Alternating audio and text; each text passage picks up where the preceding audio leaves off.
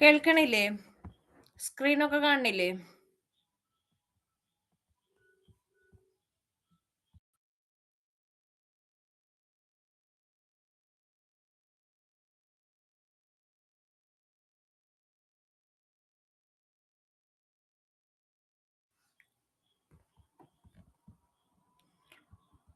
Okay. അപ്പൊ നമ്മൾ ഇന്ന് കഴിഞ്ഞ ആഴ്ച INC പഠിച്ചു.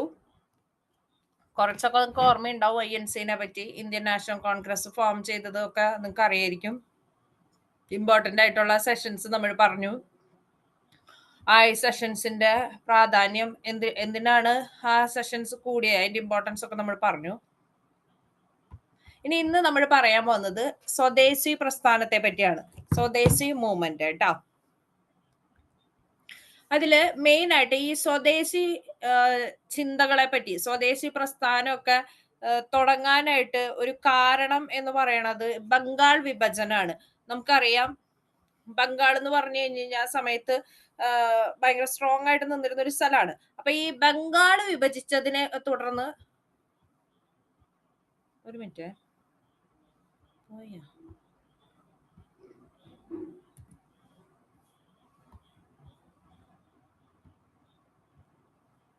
ഓക്കെ.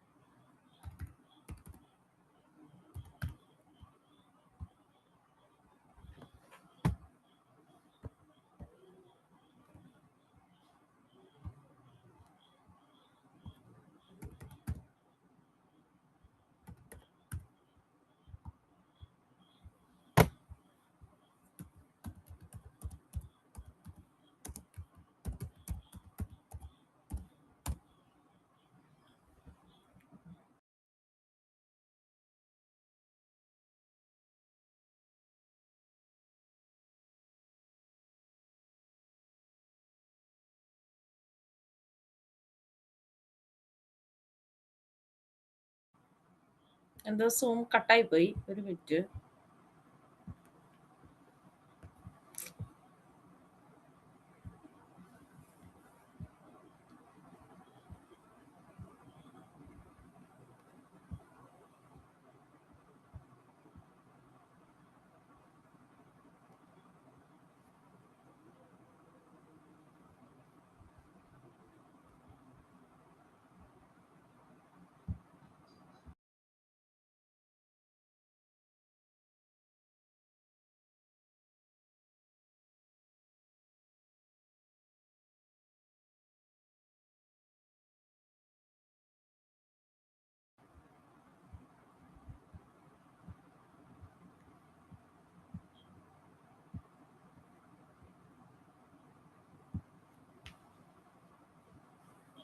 ഓക്കെ, ക്ലിയർ അല്ലേ? സൗണ്ട് ഒക്കെ കേൾക്കല്ലേ?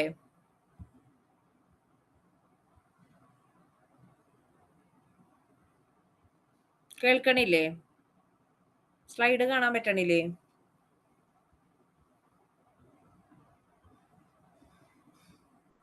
ഓക്കെ. അപ്പൊ നമ്മൾ പറഞ്ഞു വന്നത് സ്വദേശി മൂവ്മെന്റിനെ പറ്റിയാണ്. അപ്പൊ ഈ ബംഗാൾ വിഭജനത്തെ തുടർന്നാണ് ഈ പറഞ്ഞ സ്വദേശി മൂവ്മെന്റ്, സ്വദേശ പ്രസ്ഥാനം എന്ന ഒരു ഒരു മൂവ്മെന്റ് തുടങ്ങാനായിട്ട് കാരണം. ഓക്കെ. അപ്പൊ നമ്മൾ ഇന്ന് സ്വദേശി പ്രസ്ഥാനമാണ് പറയണത്. അപ്പൊ ഞാൻ പറഞ്ഞു ഇന്ത്യൻ ദേശീയ പ്രസ്ഥാനത്തിന്റെ നഴ്സറി എന്നൊക്കെ അറിയപ്പെടുന്ന ഒരു സ്ഥലമാണ് ബംഗാൾ. അപ്പൊ ഈ ബംഗാൾ എന്ന് പറഞ്ഞാൽ ഭയങ്കര സ്ട്രോങ് ആയിട്ടുള്ള ഒരു നല്ലൊരു ആൾക്കാര് യുണൈറ്റഡ് ആയിട്ടുള്ള ഒരു സ്ഥലമാണ്. ബംഗാൾ എന്ന് പറഞ്ഞാൽ ഭയങ്കര ശക്തിയാണെന്ന് ഈ ബ്രിട്ടീഷുകാർക്ക് മനസ്സിലായി. അപ്പൊ അവിടെ ഒരു ഭിന്നിപ്പുണ്ടാക്കിയ സംഭവമൊക്കെ എളുപ്പമായി. കൃത്യമായിട്ട് നമുക്ക് ഇന്ത്യനെ യൂസ് ചെയ്യാം.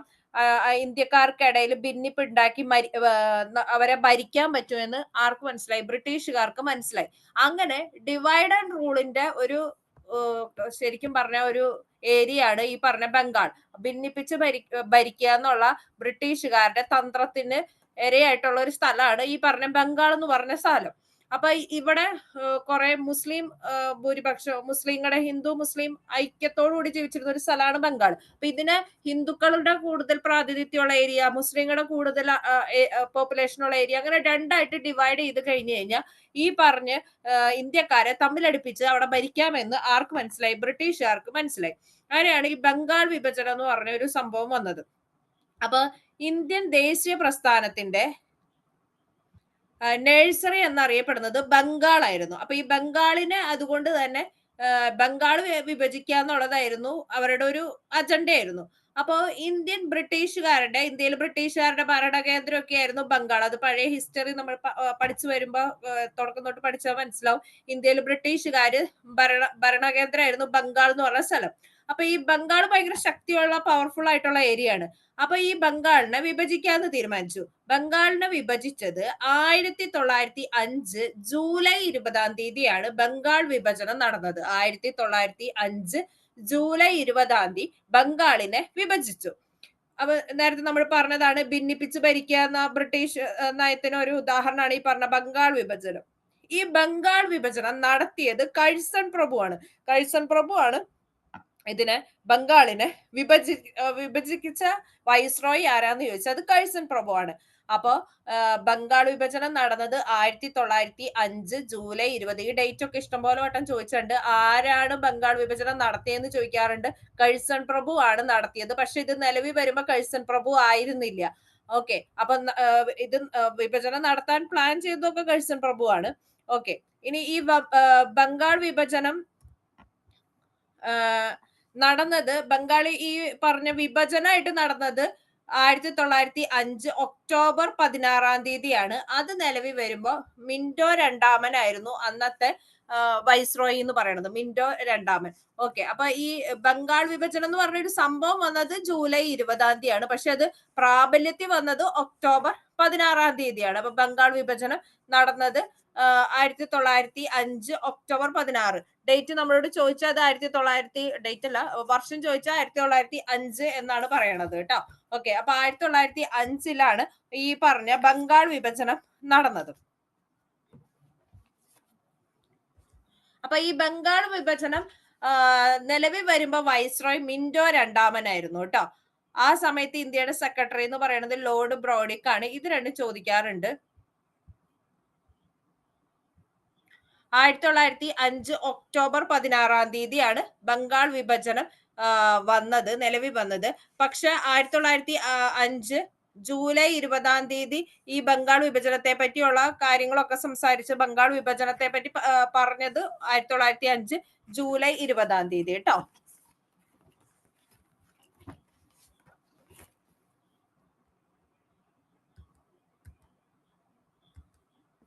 ഇനി ഈ ബംഗാളിനെ പറ്റി കുറച്ച് കാര്യങ്ങളൊക്കെ പറഞ്ഞ കാര്യങ്ങളാണ് നമ്മൾ ഇനി പറയാൻ പോകുന്നത്. ശരി, ലാഗ് അടിക്കുന്നുണ്ട്. പ്രശ്നമുണ്ട്. ഓക്കെ. അപ്പൊ ഈ ഞാൻ നേരത്തെ പറഞ്ഞ ഈ ബംഗാളിന്റെ കാര്യമാണ് ഈ പറയണത്. ഒന്നിച്ച് നിൽക്കുന്ന ബംഗാൾ എന്ന് പറഞ്ഞാൽ, അതായത് എല്ലാവരും കൂടി ഒരുമിച്ച് നിൽക്കുന്ന ബംഗാൾ എന്ന് പറയണത് ഒരു ശക്തിയാണെന്നാണ് പറയണത്. ഒന്നിച്ച് നിൽക്കുന്ന ബംഗാൾ ഒരു ശക്തിയാണ്. ഈ ബംഗാളിനെ വിഭജിച്ചു കഴിഞ്ഞാൽ ശക്തി കുറയും, നമ്മുടെ ഭരണത്തെ എതിർക്കുന്നവരുടെ കരുത്ത് ചോർന്നു പോകും. ഇങ്ങനെ പറഞ്ഞത് ബ്രിട്ടീഷ് ഇന്ത്യയിലെ അന്നത്തെ ആഭ്യന്തര സെക്രട്ടറി ആയിരുന്ന റിസ്ലെ ആണ് കേട്ടോ. അപ്പൊ നമ്മൾ പറഞ്ഞു ബംഗാൾ വിഭജനം നടന്നത് 1905-ലാണെന്ന് പറഞ്ഞു. അപ്പൊ ഈ 1905 ഈ പറഞ്ഞ അതിനു മുന്നായിട്ട് റിസ്ലെ 1904 പറഞ്ഞതാണ് ഈ പറഞ്ഞ ഒന്നിച്ചു നിൽക്കുന്ന ബംഗാൾ എന്ന് പറയുന്നത് ഒരു ശക്തിയാണ്. അപ്പൊ ബംഗാളിനെ വിഭജിച്ചു കഴിഞ്ഞാൽ ശക്തി കുറയും, നമ്മുടെ ഭരണത്തെ എതിർക്കുന്നവരുടെ കരുത്തു ചോർന്നു പോകും എന്ന് അഭിപ്രായപ്പെട്ടത് റിസ്ലെയാണ് പറഞ്ഞത്. ഇത് ടെക്സ്റ്റിലുള്ളതാണ് കേട്ടോ, നമ്മളോട് ചോദിക്കാറുണ്ട്. ഇനി അടുത്തത്, പശ്ചിമ ബംഗാളും പൂർവ്വ ബംഗാളും ഒരു ഹൃദയത്തിന്റെ രണ്ടറകളാണ്. ഗംഗയും ബ്രഹ്മപുത്രയും ആശ്ലേഷിക്കുന്നതും ഫലഭൂയിഷ്ടമാക്കുന്നതുമായ രണ്ടറകൾ.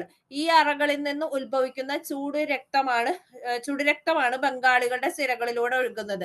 ഇത് പറഞ്ഞത് ടാഗോർ ആണ് കേട്ടോ. ഇതൊക്കെ ചോദിക്കണതാണ്. ഇനി ബംഗാൾ വിഭജനത്തെ ഹിന്ദു മുസ്ലിം ഐക്യത്തെ തകർക്കാനുള്ള ബോംബ് വർഷം എന്ന് വിശേഷിപ്പിച്ചത് സുരേന്ദ്രനാഥ ബാനർജിയാണ്. ഓക്കെ, അപ്പൊ ഞാനിപ്പോ പറഞ്ഞ പോലെ തന്നെ ബംഗാൾ നിന്ന് ഒരുമിച്ച് നിൽക്കുമ്പോ അത് അവിടെ ഒരു ശക്തിയാണ്, അവരെ ആർക്കും തൊടാൻ പറ്റില്ല. അപ്പൊ അതുകൊണ്ടാണ് അവിടെ ഒരു ഭിന്നിപ്പ് ഉണ്ടാക്കി അവര് തമ്മിൽ അടുപ്പിച്ച് അവിടെ കയറി ഭരിക്കാമെന്ന് ബ്രിട്ടീഷുകാർ അങ്ങനെ ഒരു നയം എടുത്തത്. അപ്പൊ ആ ഒന്നിച്ചു നിൽക്കുന്ന ബംഗാൾ ഒരു ശക്തിയാണെന്ന് പറഞ്ഞത് റിസ്ലെയും പശ്ചിമ ബംഗാളും പൂർവ്വ ബംഗാളും ഒരു ഹൃദയത്തിന്റെ രണ്ട് അറകളാണെന്ന് പറഞ്ഞത് ടാഗോറും ആണ് കേട്ടോ. ഇനി ബംഗാൾ വിഭജനത്തെ ഹിന്ദു മുസ്ലിം ഐക്യത്തെ തകർക്കാനുള്ള ബോംബ് എന്ന് പറഞ്ഞത് സുരേന്ദ്രനാഥ ബാനർജിയാണ്. അപ്പൊ ഈ 3 പോയിന്റ്സും ഇമ്പോർട്ടന്റ് ആണ്. അപ്പൊ നമ്മൾ പറഞ്ഞു 1905 ഈ പറഞ്ഞ ബംഗാളിനെ വിഭജിക്കാനായിട്ട് തീരുമാനിച്ചത്. അപ്പൊ ഈ ബംഗാൾ വിഭജനം പ്രഖ്യാപിച്ചതാണ് 1905 ജൂലൈ 20. ഡൗട്ട് ഉണ്ടാവരുത്, ഞാൻ ഒന്നും കൂടി കറക്റ്റ് ചെയ്തിടാം കേട്ടോ. ഇത് ഇവിടെ എഴുതിയേക്കുന്നത് ബംഗാൾ വിഭജിച്ച വർഷമല്ല, ഈ ബംഗാൾ വിഭജനം പ്രഖ്യാപിച്ച ഡേറ്റ് ആണ് 1905 ജൂലൈ 20. ഈ പറഞ്ഞ ബംഗാൾ വിഭജനം നിലവിൽ വന്നത് 1905 ഒക്ടോബർ 16 അപ്പൊ ഈ ഒക്ടോബർ 16 ഈ ബംഗാളിനെ വിഭജിച്ചത് കൊണ്ട് തന്നെ ദേശീയ വിലാപ ദിനമായിട്ട് ആചരിച്ച ദിവസം എന്താന്ന് ചോദിച്ചാലും ഈ പറഞ്ഞ ഒക്ടോബർ 16 ഇനി ഈ ബംഗാൾ വിഭജനം പ്രഖ്യാപിച്ചത് കഴ്സൺ പ്രഭു ആണെങ്കിലും അത് നിലവിൽ വരുമ്പോ വൈസ്രോയ് മിന്റോ രണ്ടാമനായിരുന്നു. ഇത്രയും ക്ലിയർ ആണോ? ബംഗാൾ വിഭജനത്തെ പറ്റി ഇത്രയും ക്ലിയർ ആണോ?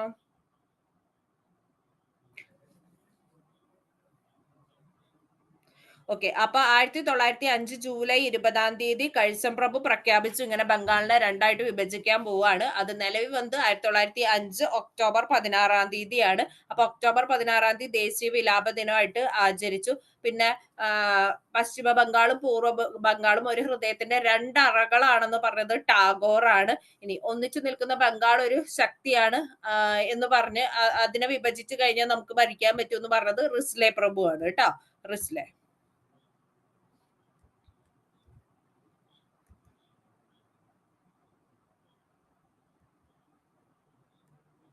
ഓക്കെ, ഇനി ബംഗാൾ വിഭജന സമയത്ത് നമ്മുടെ INC-യുടെ കാര്യങ്ങളൊക്കെ നമ്മൾ പഠിച്ചിരുന്നു. അപ്പൊ ഈ ബംഗാൾ വിഭജന സമയത്ത് അന്നത്തെ INC പ്രഭു ആയിരുന്നത് INC പ്രസിഡന്റ് ആയിരുന്നത് ഗോപാലകൃഷ്ണ ഗോഖലെയാണ് കേട്ടോ. ഈ ബംഗാൾ വിഭജന സമയത്ത് അന്നത്തെ INC പ്രസിഡന്റ് ഗോപാലകൃഷ്ണ ഗോഖലെ, അതായത് നമ്മുടെ 1905 ഗോഖലെ ആയിരുന്നു ഈ പറഞ്ഞ INC-യുടെ ആ സമയത്തെ പ്രസിഡന്റ്. ഇനി ബംഗാൾ മുഴുവനും വിലാപ ദിനമായിട്ട് ആചരിച്ചത് ഒക്ടോബർ 16 കാരണം നമ്മൾ പറഞ്ഞു ബംഗാൾ വിഭജനം നിലവിൽ വന്നത് 1905 ഒക്ടോബർ 16 1905 ജൂലൈ 20 ഈ ലോർഡ് കഴ്സൺ ഇങ്ങനെ പ്രഖ്യാപിച്ചെങ്കിലും നിലവിൽ വന്നത് ഈ പറഞ്ഞ 1905 ഒക്ടോബർ 16 അതുകൊണ്ടാണ് ഒക്ടോബർ 16 ബംഗാൾ മുഴുവൻ വിലാപ ദിനമായിട്ട് ആചരിച്ചത്.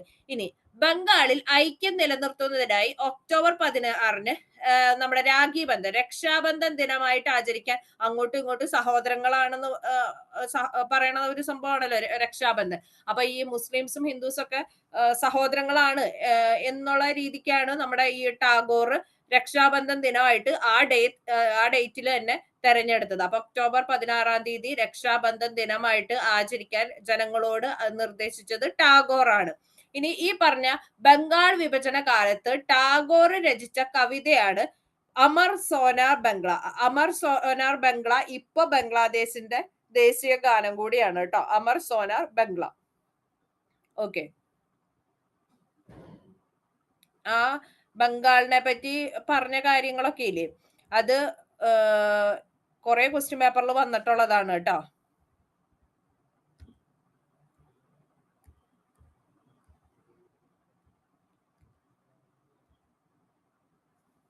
ഇനി ബംഗാൾ വിഭജനം 1905 നിലവിൽ വന്നു എന്ന് നമ്മൾ പറഞ്ഞു. ഇനി ഈ ബംഗാൾ വിഭജനം നിർത്തലാക്കിയത് 1911 അപ്പൊ 1905 വന്നിട്ട് ഒരു 6 വർഷം കഴിഞ്ഞപ്പോ ഈ 1911 ഈ പറഞ്ഞ ബംഗാൾ വിഭജനം റദ്ദാക്കി. അത് ബംഗാൾ വിഭജനം റദ്ദാക്കിയത് ഹാർഡിഞ്ച് പ്രഭുവാണ്. ഹാർഡിഞ്ച് പ്രഭു രണ്ടാമനാണ് ഇത് നിർത്തലാക്കിയത്.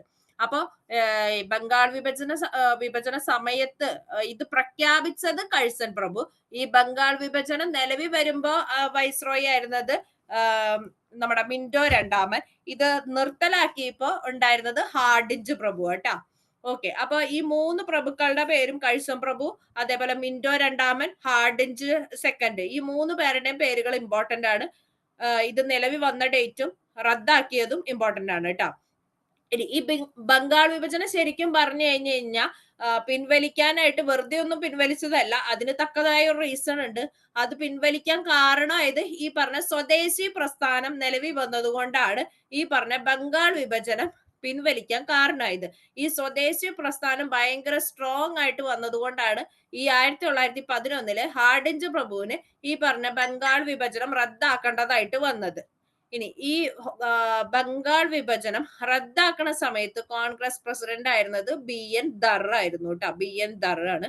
ഇനി നമ്മൾ 3 കാലഘട്ടം നമ്മൾ മെയിൻ ആയിട്ട് നമ്മുടെ ഈ സ്വാതന്ത്ര്യ സമര കാലഘട്ടത്തെ 3 രീതിയിൽ നമ്മൾ പറഞ്ഞിട്ടുണ്ടായിരുന്നു അല്ലെ. ഗാന്ധിയൻ കാലഘട്ടം ഉണ്ട്, അതേപോലെ തീവ്ര ദേശീയതയുടെ കാലമുണ്ട്, മിതവാദി കാലഘട്ടം ഉണ്ട്.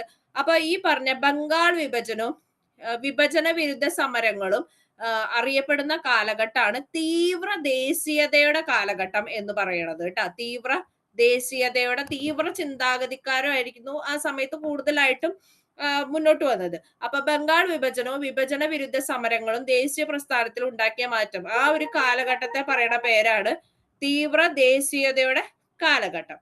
ഓക്കെ, ഇത്രയും ക്ലിയർ ആയോ? ക്ലിയർ ആയോ? ക്ലിയർ അല്ലേ? അപ്പൊ ബംഗാള് ഭയങ്കര സ്ട്രോങ് ആണ്.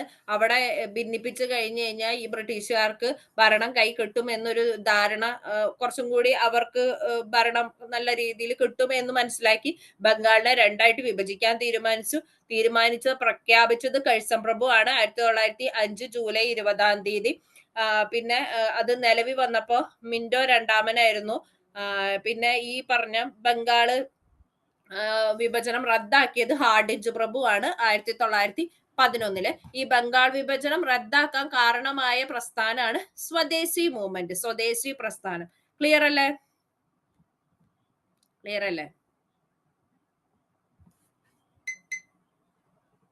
ഓക്കെ അല്ലേ? അടുത്തേക്ക് പോട്ടെ.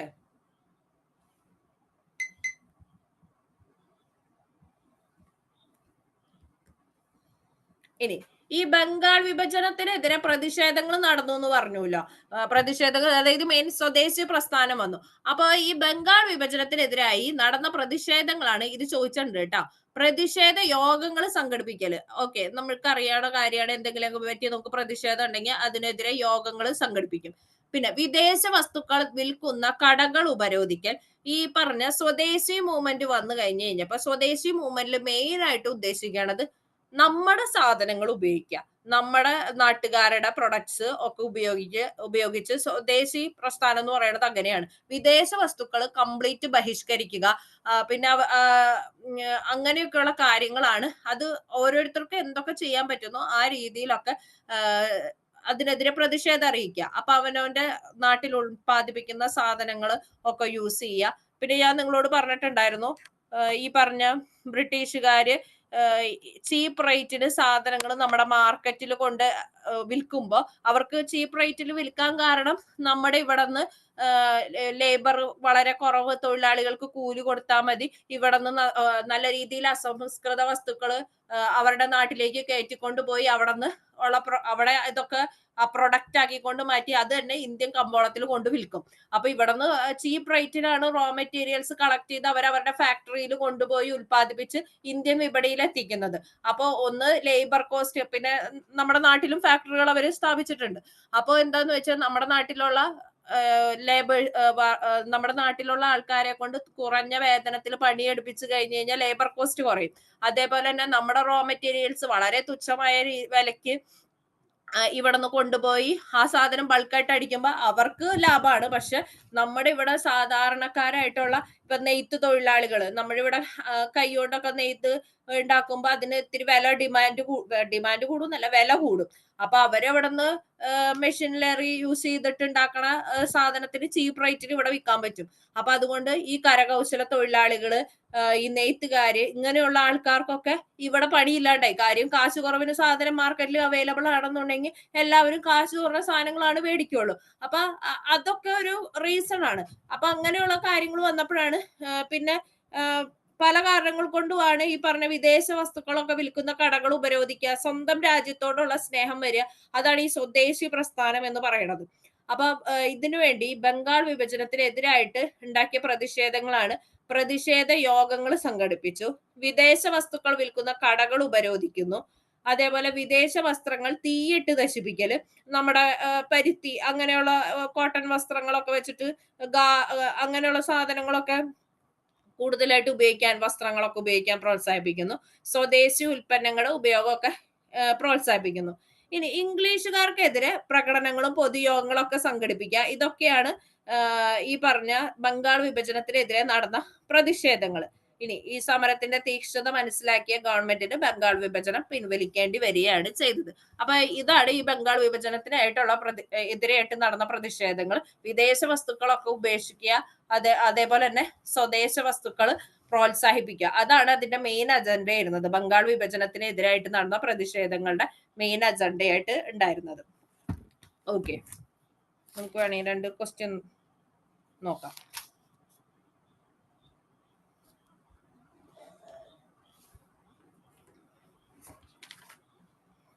ഇന്ത്യൻ ദേശീയ പ്രസ്ഥാനത്തിന്റെ നഴ്സറി എന്നറിയപ്പെടുന്ന സ്ഥലം ഏതാ? ആൻസർ പറഞ്ഞേ. ഇന്ത്യൻ ദേശീയ പ്രസ്ഥാനത്തിന്റെ നഴ്സറി എന്നറിയപ്പെടുന്ന സ്ഥലം.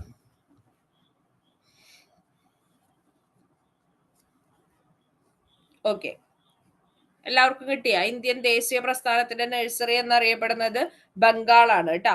അടുത്ത ക്വസ്റ്റ്യൻ, ബംഗാൾ വിഭജനം നടത്തിയ ബ്രിട്ടീഷ് വൈസ്രോയ്.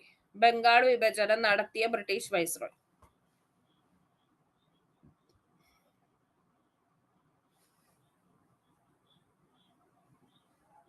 ബംഗാൾ വിഭജനം നടത്തിയ ബ്രിട്ടീഷ് വൈസ്രോയ്.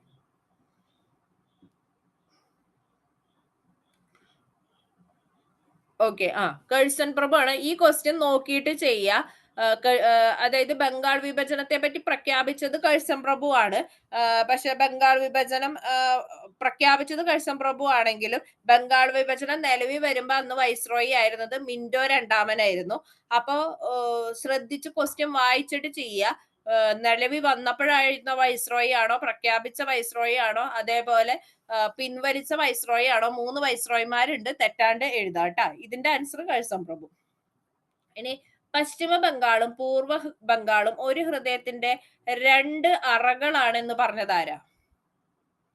പശ്ചിമ ബംഗാളും പൂർവ്വ ബംഗാളും ഒരു ഹൃദയത്തിന്റെ 2 അറകളാണ് എന്ന് പറഞ്ഞത്.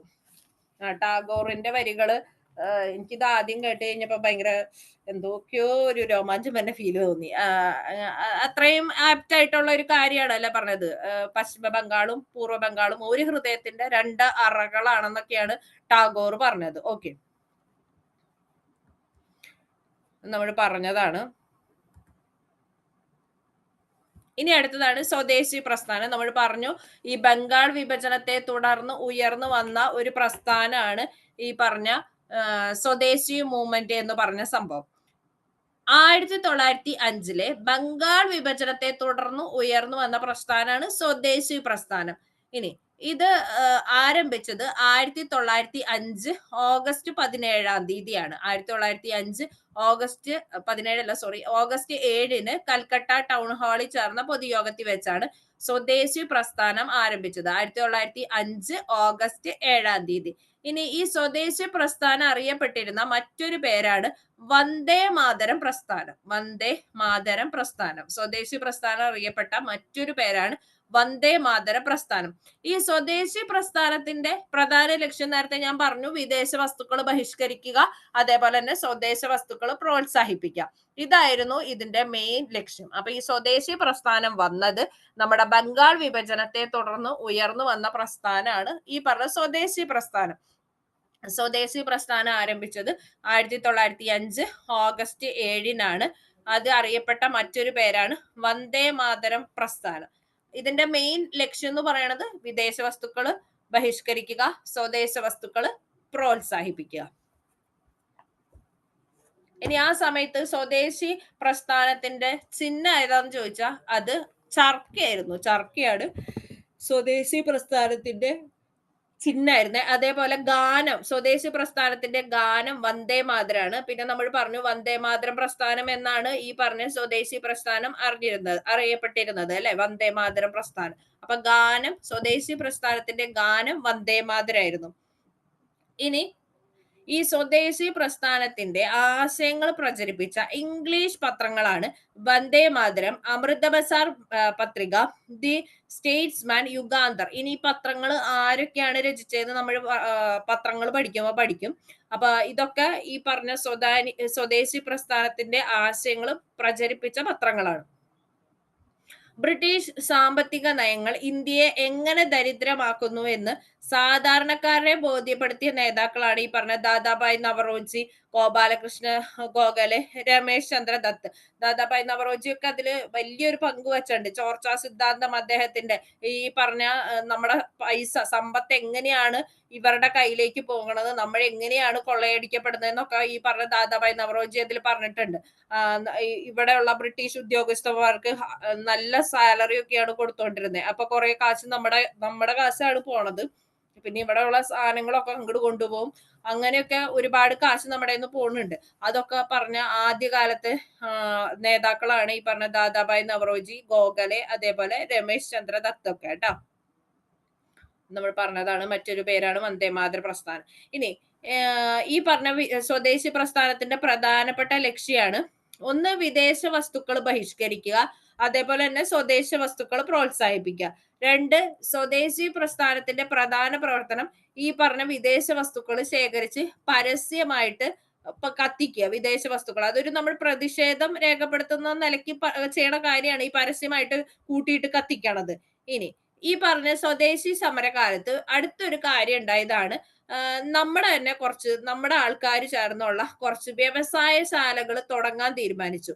അങ്ങനെയുള്ള കുറച്ച് സാധനങ്ങളാണ് ബംഗാളി കെമിക്കൽ സ്റ്റോർ, മഹാരാഷ്ട്രയിലെ ടാറ്റ ഇരുമ്പുരുക്ക് കമ്പനി, അത് നിങ്ങൾ കേട്ടിട്ടുണ്ടാവും, ടാറ്റ ഇരുമ്പുരുക്ക് കമ്പനി, അതേപോലെ തമിഴ്നാട്ടിലെ സ്റ്റീം നാവിഗേഷൻ കമ്പനി. ഇതൊക്കെ ഈ പറഞ്ഞ ഇത് ചോദിച്ചിട്ടുണ്ട് കേട്ടോ, ലേറ്റസ്റ്റ് പരീക്ഷയ്ക്ക് ചോദിച്ചിട്ടുണ്ട്. താഴെ പറയുന്നവയിൽ സ്വദേശി സമരകാലത്ത് തുടക്കമിട്ട വ്യവസായശാലകളിൽ പെടാത്ത എന്ത്, അങ്ങനെയായിരുന്നു ക്വസ്റ്റ്യൻ.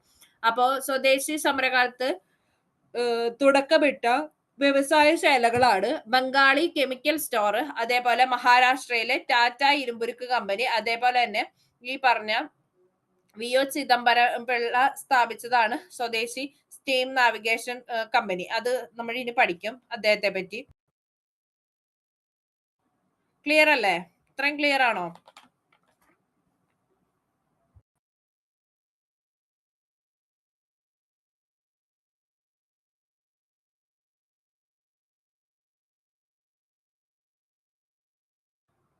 ക്ലിയർ ആണോ? പിന്നെ ഈ പറഞ്ഞ സ്വദേശി സമരകാലത്ത് ചെയ്ത വേറെ കാര്യമാണ് പഞ്ചസാര നമ്മൾ കൂടുതൽ ഇറക്കുമതിയെ ചെയ്തുകൊണ്ടിരുന്നത്. പഞ്ചസാര ഇറക്കുമതി ചെയ്തുകൊണ്ടിരുന്നത്. അപ്പൊ ഇതിന്റെ ഈ പഞ്ചസാരനെ ബഹിഷ്കരിക്കാൻ വേണ്ടി നമ്മൾ കൂടുതലായിട്ട് ശർക്കരയൊക്കെ ഉപയോഗിച്ചു തുടങ്ങി. നമ്മുടെ വിദേശ നിർമ്മിതമായിട്ടുള്ള പഞ്ചസാരയ്ക്ക് പകരം നമ്മുടെ നാട്ടിൽ ഉൽപ്പാദിപ്പിച്ച ശർക്കരയൊക്കെ ഉപയോഗിച്ചു തുടങ്ങിയത് ഈ സ്വദേശി കാലത്താണ് കൂടുതലായിട്ട് കേട്ടോ.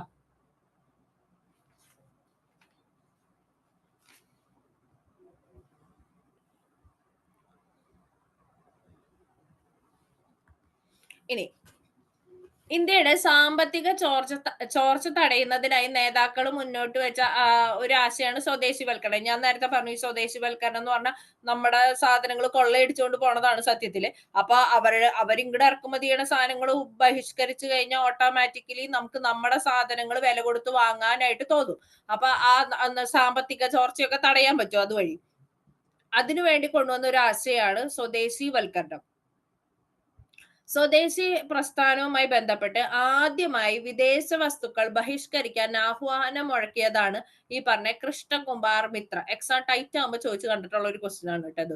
സ്വദേശി പ്രസ്ഥാനവുമായി ബന്ധപ്പെട്ട് ആദ്യമായിട്ട് വിദേശ വസ്തുക്കൾ ബഹിഷ്കരിക്കാൻ ആഹ്വാനം മുഴക്കിയത് കൃഷ്ണകുമാർ മിത്രയാണ് കേട്ടോ. ചോദിച്ചിട്ടുണ്ട്. വിദേശ വസ്തു ബഹിഷ്കരണത്തിന്റെ ആഹ്വാനം പ്രത്യക്ഷപ്പെട്ട ഈ പറഞ്ഞ കുമാർ മിത്രയുടെ മാസികയാണ് സഞ്ജീവനി. ഇതും ചോദിച്ചിട്ടുണ്ട് കേട്ടോ. ഇതിലെല്ലാ പോയിന്റും ചോദിച്ചിട്ടുള്ളത് തന്നെയാണ്. ഇത് റയർ ആയിട്ട് ചോദിച്ചേക്കണ ഒരു ക്വസ്റ്റ്യൻ ആണ് കേട്ടത്. സഞ്ജീവനി ഇപ്പൊ ചോദിച്ചു തുടങ്ങിയിട്ടുണ്ട് കൂടുതലായിട്ട്. ഈ പറഞ്ഞ കൃഷ്ണകുമാർ മിത്രയും അതേപോലെ അദ്ദേഹത്തിന്റെ മാസികയുടെ പേര് സഞ്ജീവനി. ഇനി സ്വദേശി പ്രസ്ഥാനത്തിന്റെ കാലത്ത് സ്വദേശി വസ്ത്ര പ്രചാരണി സഭ സ്ഥാപിച്ചത് ബാലഗംഗാധര തിലകാണ് കേട്ടോ. സ്വദേശി പ്രസ്ഥാനത്തിന്റെ കാലത്ത് സ്വദേശി വസ്ത്ര പ്രചാരണി സഭ സ്ഥാപിച്ചത് ബാലഗംഗാധര തിലക്. ഇമ്പോർട്ടന്റ് ആണ്. ഇനി ഇന്ത്യൻ ചിത്രകലാ രംഗത്തെ സ്വദേശിവൽക്കരിക്കുന്നതിനായി അബനീന്ദ്രനാഥ ടാഗോർ ആരംഭിച്ച സംഘടനയാണ്. ഇതും എപ്പോഴും ചോദിക്കേണ്ടതാണ്. Indian society of oriental arts.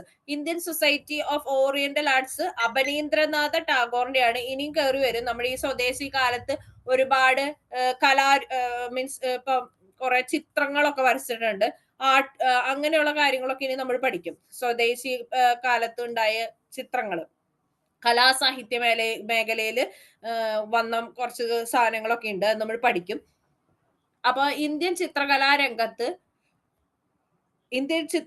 രംഗത്തെ സ്വദേശിവൽക്കരിക്കുന്നതിനായി അബനീന്ദ്രനാഥ ടാഗോർ ആരംഭിച്ച സംഘടനയാണ് Indian society of oriental science. Important ആണ്.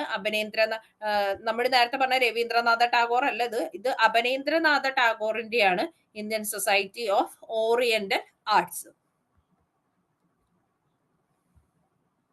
ഇനി സ്വദേശി പ്രസ്ഥാന കാലത്ത് നമ്മളോട് പിന്നെ എപ്പോഴും ചോദിക്കണ ഒരു സാധനമാണ്.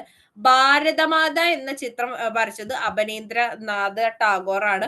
ഇനി ഗ്രാമീണ ചണ്ടക്കാരൻ, അതേപോലെ തന്നെ ഗ്രാമീണ ജീവിതം, ഇതൊക്കെ ഈ സ്വദേശി പ്രസ്ഥാന കാലത്ത് ഉണ്ടായ ചിത്രങ്ങളാണ്. അതൊക്കെ ആരുടെയാന്ന് ചോദിക്കും.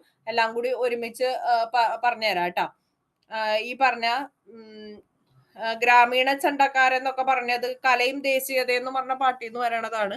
അത് നമുക്ക് പഠിക്കാം. ഗ്രാമീണ ജീവിതം അമൃത ഷാർഗിലിന്റെയാണ്. നമുക്ക് പഠിക്കുമ്പോൾ ഒരുമിച്ച് പറഞ്ഞുതരാം. ഗ്രാമീണ ചണ്ടക്കാരൻ അതേപോലെ നന്ദലാൽ ബോസിന്റെയാണ്. ഓക്കെ, നമുക്ക് കലയും ദേശീയതയും എടുക്കുമ്പോൾ പറയാം.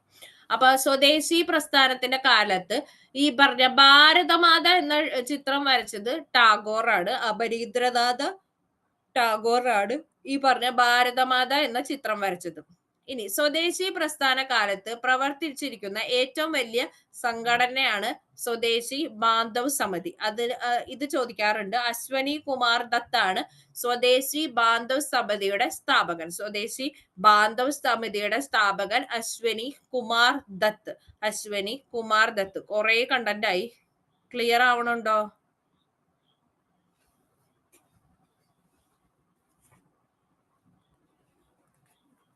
ഞാൻ കുറച്ച് ക്വസ്റ്റ്യൻ ചോദിക്കാം.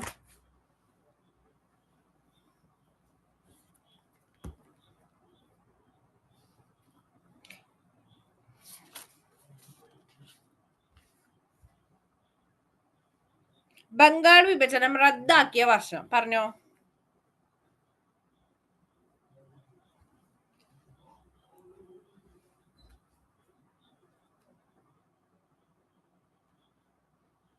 ബംഗാൾ വിഭജനം റദ്ദാക്കിയ വർഷം.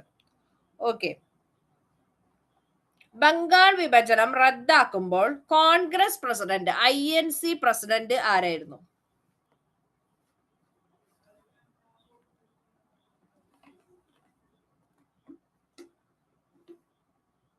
കുറച്ചു പേർക്കൊക്കെ കിട്ടി, ബാക്കിയുള്ളവർക്ക് കിട്ടിയില്ലേ?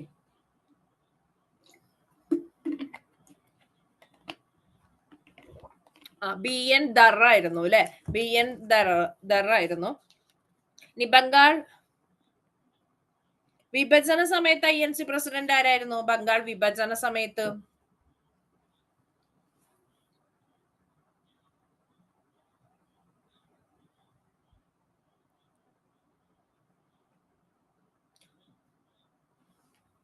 INC പ്രസിഡന്റ് നമ്മുടെ മിന്റോ രണ്ടാമനൊക്കെ പറഞ്ഞത് അത് വൈസ്രോയി ആയിരുന്നു. ഇത് നമ്മൾ പറയണത് INC പ്രസിഡന്റ് ഗോഖലെ ആയിരുന്നു കേട്ടോ. ഗോപാലകൃഷ്ണ ഗോഖലെ ആയിരുന്നു ആ സമയത്ത് INCയുടെ പ്രസിഡന്റ്. INC നമ്മൾ കഴിഞ്ഞ ക്ലാസ്സിൽ പഠിച്ച INC. വൈസ്രോയിമാര് ബ്രിട്ടീഷുകാരുടെ ആൾക്കാരല്ലേ. മറ്റേത് INC എന്ന് പറയുന്നത് ഇന്ത്യൻ നാഷണൽ കോൺഗ്രസ് അല്ലേ. ഓക്കെ.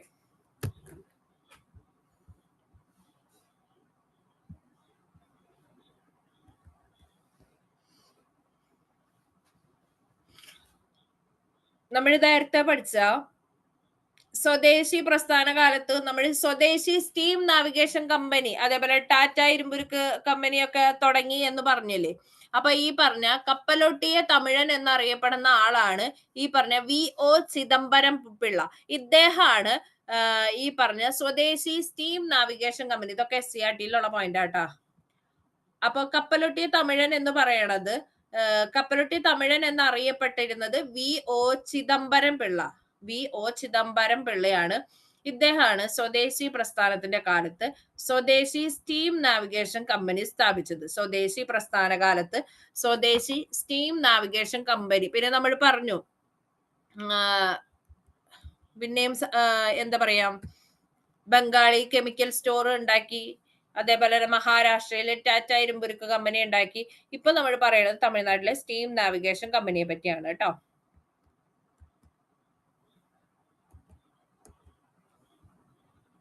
അത് സ്ഥാപിച്ചത് VO ചിദംബരം പിള്ളയാണ്.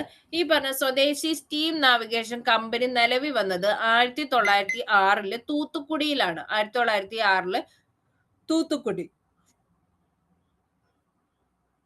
പ്രാദേശിക കച്ചവടക്കാരിൽ നിന്നും പിരിച്ചെടുത്ത 6 ലക്ഷം രൂപ മുതൽ മുടക്കിയാണ് അദ്ദേഹം കമ്പനി ആരംഭിച്ചത് കേട്ടോ.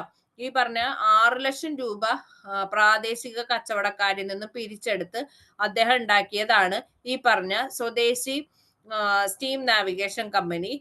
ഈ 6 ലക്ഷം രൂപ ചോദിക്കാൻ സാധ്യതയുള്ള ഒരു ഇതാണ് കേട്ടോ. NCRTയിലും SCRTയിലും ഒക്കെ കിടക്കണ സാധനമാണ്.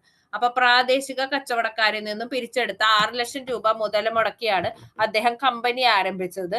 അദ്ദേഹം തമിഴ്നാട്ടില് ഈ പറഞ്ഞ സ്വദേശി പ്രസ്ഥാനത്തിന് നേതൃത്വം നൽകിയതും ഈ പറഞ്ഞ VO ചിദംബരം പിള്ളയാണ്. അപ്പൊ അദ്ദേഹമാണ് സ്വദേശി സ്റ്റീം നാവിഗേഷൻ കമ്പനി സ്ഥാപിച്ചത്.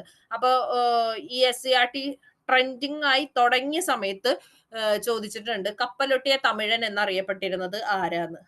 പിന്നെ ഉള്ള ക്വസ്റ്റ്യൻ പേപ്പറിൽ സ്ഥിരമൊക്കെ ചോദിക്കേണ്ടതാണ്. അപ്പൊ തുടക്കത്തിൽ ഇത് ചോദിച്ചിട്ടുണ്ട് കപ്പലൊട്ടിയ തമിഴൻ ആരാണെന്ന്. അപ്പൊ VO ചിദംബരം പിള്ളയാണ് കപ്പലൊട്ടിയ തമിഴൻ എന്നറിയപ്പെടുന്നത് കേട്ടോ. ഇനി അടുത്ത് നമ്മൾ പറയാൻ പോണത് മുസ്ലിം ലീഗിനെ പറ്റിയാണ്. ക്ലിയർ അല്ലേ? അപ്പൊ കപ്പലൊട്ടിയ തമിഴൻ ആരാ?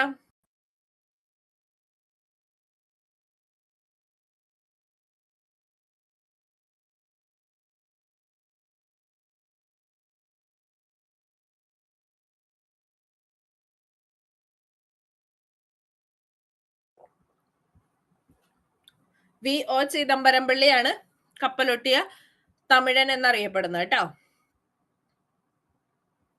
ഇനി അടുത്തതാണ് മുസ്ലിം ലീഗ് കേട്ടോ.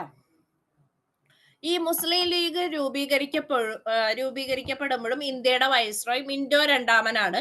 ഈ മിന്റോ രണ്ടാമൻ തന്നെയായിരുന്നു നമ്മള് ബംഗാൾ വിഭജനം നിലവിൽ വന്ന സമയത്തും വൈസ്രോയ്. അപ്പൊ മിന്റോ രണ്ടാമൻ ഇദ്ദേഹമാണ് മുസ്ലിം ലീഗ് രൂപീകരിക്കപ്പെടുമ്പോൾ ഇന്ത്യയുടെ വൈസ്രോയ് ആയിരുന്നത്. ഇനി മുസ്ലിങ്ങളുടെ ആവശ്യങ്ങൾ വൈസ്രോയി മിന്റോയെ അറിയിക്കാനായി 1906 പോയ സിംല പ്രതിനിധി സംഘത്തെ നയിച്ചത് ആഗാ ഖാനാണ്. അപ്പൊ ഈ പറഞ്ഞ സിംല പ്രതിനിധി സംഘം 1906 ഈ പറഞ്ഞ മിന്റോനെ കാണാനായിട്ട് പോയിട്ടുണ്ട്. അത് മുസ്ലിങ്ങളുടെ ആവശ്യങ്ങൾ പറയാൻ വേണ്ടി പോയതാണ്. അതിനെ നയിച്ചത് ആഗാ ഖാൻ എന്ന് പറഞ്ഞ ആളാണ്. അപ്പൊ ഈ പറഞ്ഞ മുസ്ലിം ലീഗ് രൂപീകൃതമായത് 1906 ഡിസംബർ 30-ാം തീയതിയാണ് കേട്ടോ. ഇമ്പോർട്ടന്റ് ആണ്. 1906 ഡിസംബർ 30-ാം തീയതിയാണ് മുസ്ലിം ലീഗ് ഫോം ചെയ്തത്. ഈ മുസ്ലിം ലീഗ് രൂപീകരിക്കപ്പെടുമ്പോൾ ഇന്ത്യയുടെ വൈസ്രോയി ആയിരുന്നത് മിന്റോ രണ്ടാമനാണ്. 1906 ഡിസംബർ 30-ാം തീയതിയാണ് മുസ്ലിം ലീഗ് ഫോം ചെയ്തത്.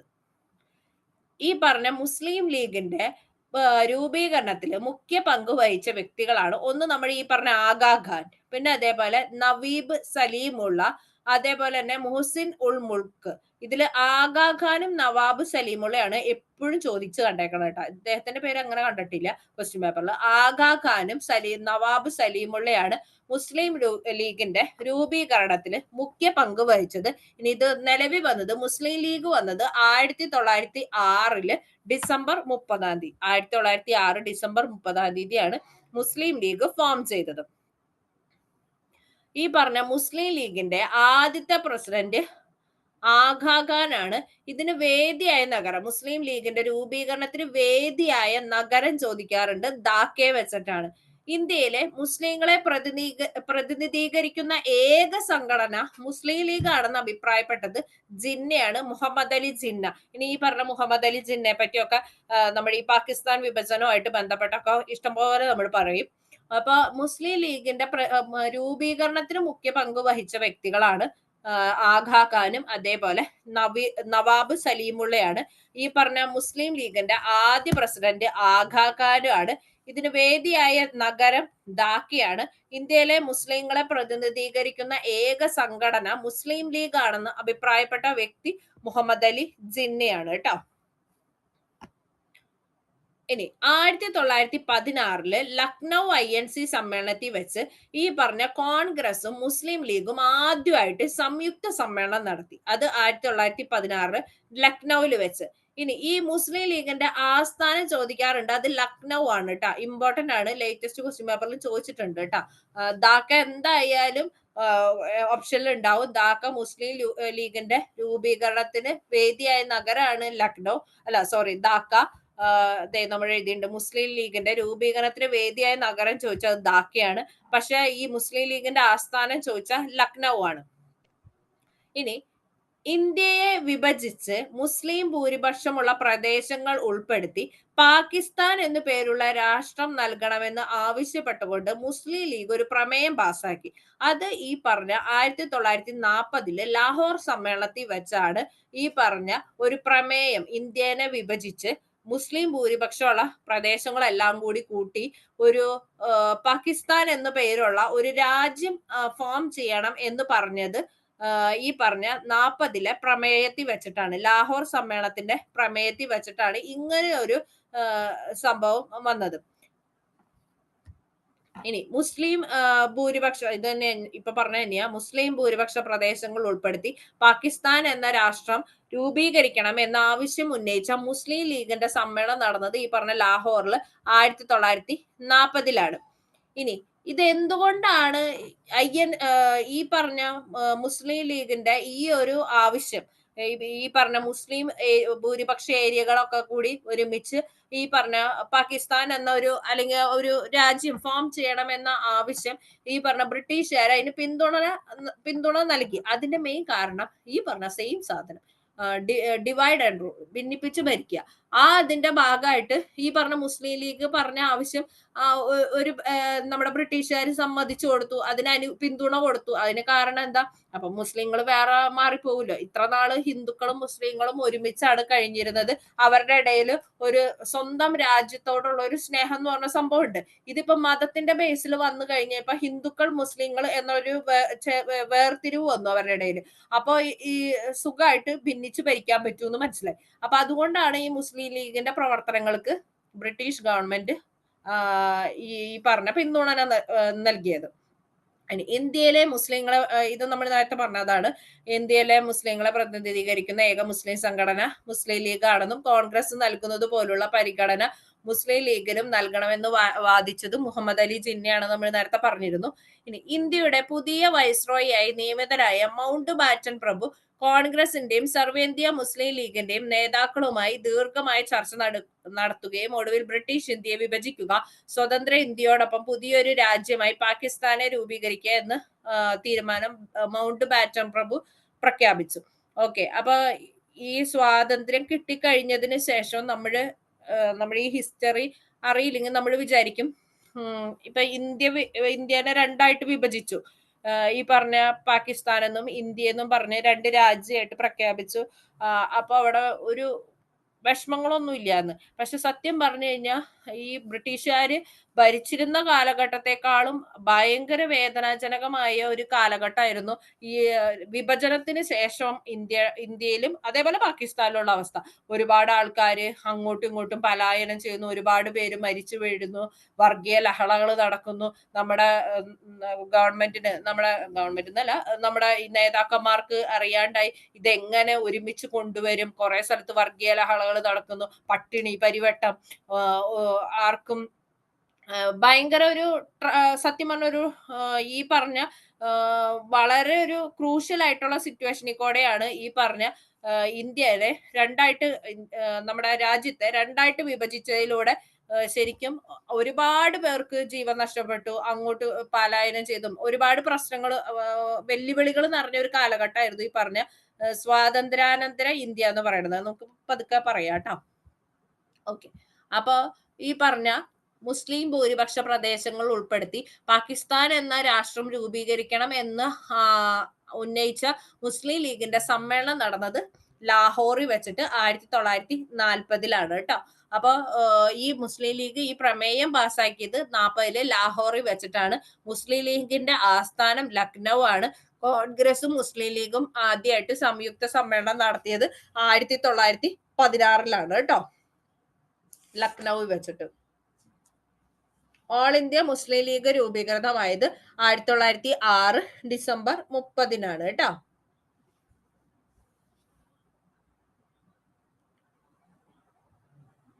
പിന്നെ നിങ്ങൾക്ക് അറിയാം മുസ്ലിം ലീഗിന്റെ ചിഹ്നം എന്ന് പറയുന്നത് ചന്ദ്രകലയും നക്ഷത്രമാണെന്ന് അറിയണ കാര്യമാണ്.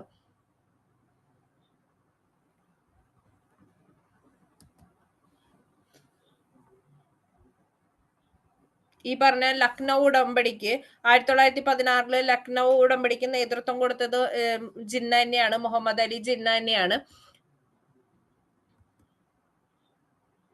ഇനി ഇതാണ് നമ്മൾ നേരത്തെ പറഞ്ഞ 1940 ലാഹോർ സമ്മേളനത്തിന്റെ അധ്യക്ഷനും മുഹമ്മദ് അലി ജിന്നയാണ്. മറ്റേതിന് 16 ഇതിനും നേതൃത്വം കൊടുത്തത് മുഹമ്മദ് അലി ജിന്ന തന്നെയാണ്. ഇനി 1940 ലാഹോർ സമ്മേളനത്തിൽ വെച്ച് ദ്വിരാഷ്ട്രവാദം, അതായത് ടു നാഷൻ തിയറി അവതരിപ്പിച്ചത് ഈ പറഞ്ഞ ജിന്നയാണ് കേട്ടോ, മുഹമ്മദ് അലി ജിന്ന. അപ്പൊ 1940 ഒരു പ്രമേയത്തിലൂടെയാണ് മുസ്ലിം ലീഗ് എന്താ പറയാ പാകിസ്ഥാൻ വാദം ഉന്നയിച്ചത്. അപ്പൊ അത് അവതരിപ്പിച്ചത് 1940 ലാഹോർ സമ്മേളനത്തിൽ വെച്ചിട്ടാണ്. അപ്പൊ അതിന്റെ അധ്യക്ഷൻ മുഹമ്മദ് അലി ജിന്നയാണ്. ആ ലാഹോർ സമ്മേളനത്തിൽ വെച്ചിട്ടാണ് ഈ ദ്വിരാഷ്ട്രവാദം, രണ്ട് നേഷൻ വേണം എന്ന് ആദ്യമായിട്ട് ഈ മുഹമ്മദ് അലി ജിന്ന അവതരിപ്പിച്ചത്. അപ്പൊ ദ്വിരാഷ്ട്രവാദത്തിന്റെ പിതാവ് ആരാന്ന് ചോദിച്ചാൽ അത് ജിന്നയാണ്, മുഹമ്മദ് അലി ജിന്നയാണ്. ഇനി ഈ ഖാൻ അബ്ദുൾ ഗാഫർ ഖാൻ എന്ന് പറഞ്ഞ ഇദ്ദേഹം അതിർത്തി ഗാന്ധി എന്നൊക്കെ അറിയപ്പെടുന്ന വളരെ നല്ലൊരു മനുഷ്യൻ. അദ്ദേഹമാണ് ഈ പറഞ്ഞ ദ്വിരാഷ്ട്രവാദത്തെയും ഇന്ത്യ വിഭജനത്തെയും എതിർത്ത നേതാവ് ഖാൻ അബ്ദുൾ ഗാഫർ ഖാൻ ആണ് കേട്ടോ. അദ്ദേഹത്തെ പറയുന്ന പേരാണ് അതിർത്തി ഗാന്ധി. അപ്പൊ ഈ പറഞ്ഞ രണ്ട് രാജ്യം അത് വേണ്ട, അതേപോലെ തന്നെ ഇന്ത്യയുടെ വിഭജനം അതൊക്കെ എതിർത്ത ഒരു വ്യക്തിയായിരുന്നു, നേതാവാണ് ഖാൻ അബ്ദുൾ ഗാഫർ ഖാൻ എന്ന് പറയുന്ന ആള് കേട്ടോ. ഖാൻ അബ്ദുൾ ഗാഫർ ഖാൻ അല്ലെങ്കിൽ അതിർത്തി ഗാന്ധി എന്ന് അറിയപ്പെട്ടിരുന്നത് ഇദ്ദേഹമാണ് കേട്ടോ.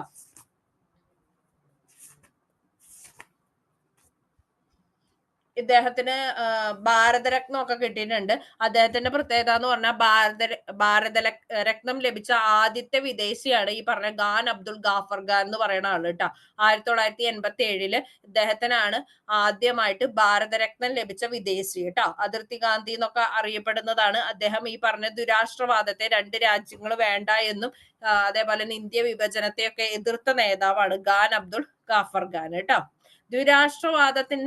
ദ്വിരാഷ്ട്രവാദത്തിന്റെ പിതാവ് ആരാന്ന് ചോദിച്ചാൽ അത് മുഹമ്മദ് അലി ജിന്ന. ക്ലിയർ ആയോ? ഇത്രയും ക്ലിയർ ആയോ?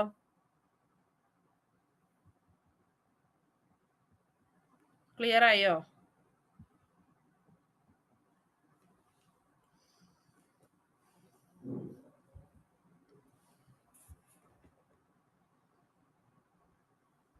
ഈ മുഹമ്മദ് അലി ജിന്നയുടെ വേറൊരു പ്രത്യേകതയുണ്ട്.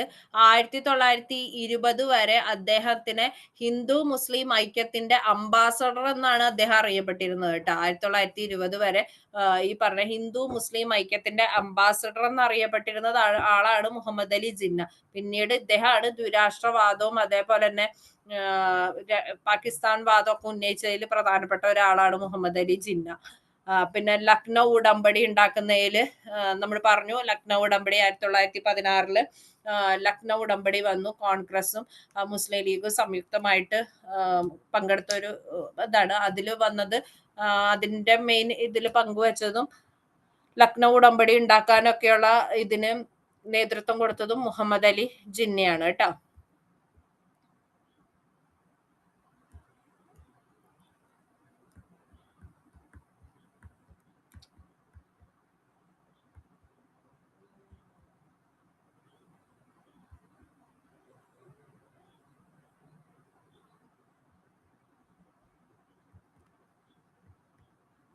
ഇനി അടുത്തതാണ് സൂററ്റ് പിളർപ്പ്.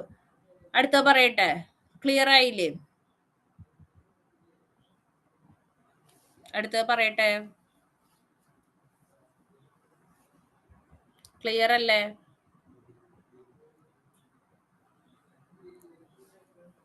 അടുത്തേക്ക് പോട്ടെ, കേക്കല്ലേ? എന്തേലും ഡൗട്ട് ഉണ്ടോ?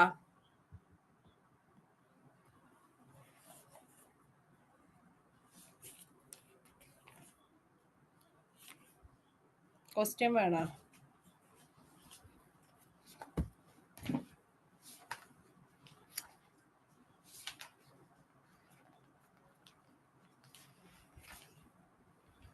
അപ്പൊ നിങ്ങൾ പറഞ്ഞോ, മുസ്ലിം ലീഗിനെ പറ്റി ചോദിക്കാം.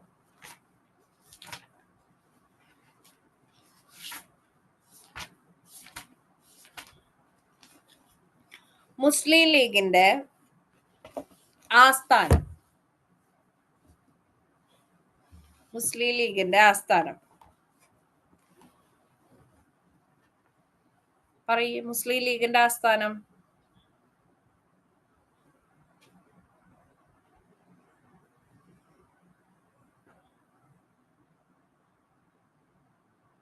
ലക്നൗ ആണ് മുസ്ലിം ലീഗിന്റെ ആസ്ഥാനം. എന്നാ മുസ്ലിം ലീഗ് തുടങ്ങാനായിട്ടുണ്ടായ വേദി ഏതാന്ന് ചോദിച്ചാൽ അത് ഏതാ? ധാക്കയാണ്. ഇനി ഈ 1916 ലക്നൗ ഉടമ്പടിക്ക് നേതൃത്വം കൊടുത്തത് മുഹമ്മദ് അലി ജിന്നയാണെന്ന് നമ്മൾ പറഞ്ഞു. അതിന് കാരണം മുഹമ്മദ് അലി ജിന്ന അന്ന് ഈ പറഞ്ഞ മുസ്ലിം ലീഗിന്റെ പ്രസിഡന്റ് ആയിരുന്നു. അത് 1916 മുസ്ലിം ലീഗിന്റെ പ്രസിഡന്റ് മുഹമ്മദ് അലി ജിന്നയായിരുന്നു. അതുകൊണ്ടാണ് ഈ പറഞ്ഞ ലക്നൗ ഉടമ്പടി ഒപ്പുവെക്കാനായിട്ട് കാരണം അദ്ദേഹം ഇത്. പിന്നെ 1940 എവിടെ വെച്ച് നടന്ന പ്രമേയത്തിലാണ് ഈ പറഞ്ഞ വിഭജനത്തെ പറ്റി പറഞ്ഞത്? എവിടെ വെച്ച് നടന്ന പ്രമേയത്തിലാണ്? 1906 ലാഹോറിൽ വെച്ചിട്ട് അല്ലെ? ഓക്കെ. ഇനി അടുത്തത് നമ്മൾ പറയണത് സൂററ്റ് പിളർപ്പിനെ പറ്റിയാണ്. സൂററ്റ് പിളർപ്പ് 1907 ഫോം ചെയ്തത് കേട്ടോ. അപ്പൊ 1906 മുസ്ലിം ലീഗ് ഫോം ചെയ്തു. 1906 ഡിസംബർ 30 മുസ്ലിം ലീഗ് ഫോം ചെയ്തു. 1905 ബംഗാൾ വിഭജനം നടന്നു. സ്വദേശി പ്രസ്ഥാനമൊക്കെ വന്നു. അപ്പൊ 1905 രണ്ട് കാര്യങ്ങളാണ് വന്നത്. ഒന്ന്, ബംഗാൾ വിഭജനം നടന്നു. ഒക്ടോബർ 16 ബംഗാൾ വിഭജനം നിലവിൽ വന്നു. ജൂലൈ 20 പ്രഖ്യാപിച്ചു. അതിന്റെ ഭാഗമായിട്ടാണ് സ്വദേശി പ്രസ്ഥാനം 1905 വന്നത്. പിന്നീട് 1906 മുസ്ലിം ലീഗ് ഡിസംബർ 30 വന്നു. ഇനി നമ്മൾ പഠിക്കാൻ പോകുന്നത് 1907 നടന്ന ഒരു പ്രധാനപ്പെട്ട സംഭവമാണ് സൂററ്റ് പിളർപ്പ്. ഇനി ഈ സൂററ്റ് സമ്മേളനം അല്ലെങ്കിൽ സൂററ്റ് പിളർപ്പ് എന്ന് പറയുന്നത് കോൺഗ്രസിലെ നമ്മൾ പറഞ്ഞു മിതവാദി നേതാക്കളും ഉണ്ട്, തീവ്രവാദി നേതാക്കളുണ്ട്.